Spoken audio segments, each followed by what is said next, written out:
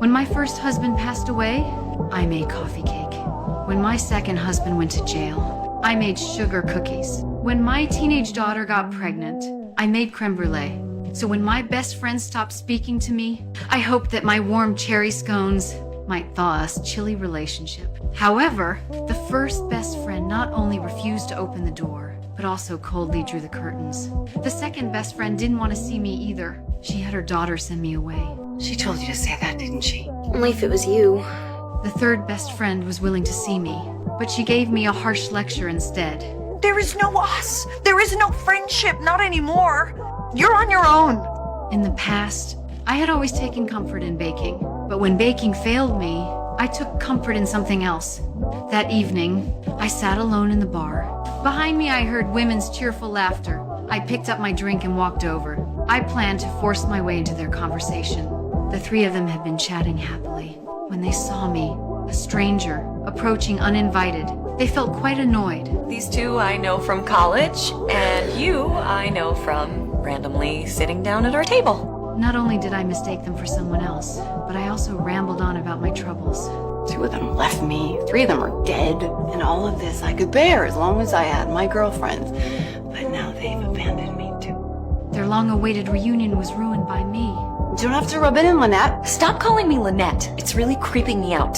No, please come home with me. I have a really big house with lots of empty rooms and... The next morning, I was woken by knocking at the door. It was my neighbor Ben. You don't remember last night, do you? I went out to dinner with a few girlfriends, came home and went to bed. You knocked on my door at 2 in the morning to borrow money because the cab driver wouldn't take the fried zucchini you had in your purse. Then you cursed at me for not making your pancakes before you stumbled back to your house. I shamefully hurried to invite Ben inside. After learning about my recent troubles, he still suggested I talk to those best friends of mine. Start with the one who hates you the least. I was grateful for Ben's kindness. Before seeing him off, I politely hugged him goodbye. What I didn't know was that when we hugged, Ben's current girlfriend was sitting in a car not far away. I found the softest-hearted of my best friends, but she seemed even angrier than a few days ago. It turned out my ex-boyfriend, seeking revenge, had called my best friends to the station yesterday and grilled them one by one. Bree, he wants revenge. He wants to bring you down, and we're all gonna go down with you. This isn't gonna stop until Chuck is stopped. To protect my friends from further harassment, I went to the police station to find Chuck. I planned to make a deal with him. Whatever I've done, or whatever it is you think I've done, you write it up and I'll sign a confession. I finally understood why he had repeatedly harassed my best friends. He wanted to see me in agony. This would wash away the humiliation of being dumped by me. But he didn't think this was enough. Because you're too resilient. Husbands die, kids leave, businesses collapse. Bree always bounces back, but threaten her friends. After losing my husband and children, my best friends had become my whole world. I left the police station in despair. I checked into a nearby hotel room. I expressionlessly took out a bottle of liquor and a gun from my bag. I suddenly started laughing. The door was kicked open. It was Ben's girlfriend, Renee. She thought Ben and I were having a secret meeting here.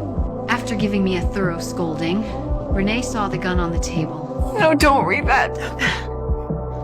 Were you actually in it? She finally realized something was wrong with me.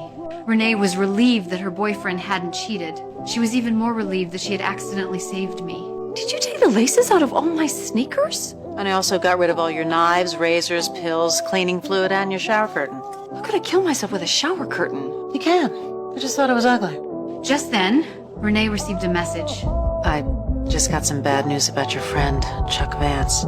Soon after, my other best friends all received messages one by one. Oh my God, Chuck's dead. It was some sort of hit and run. That's all we know. It does seem a bit convenient. We all agreed this was just an accident. Just when we thought the crisis was over, I received a strange letter. It said, "You are welcome."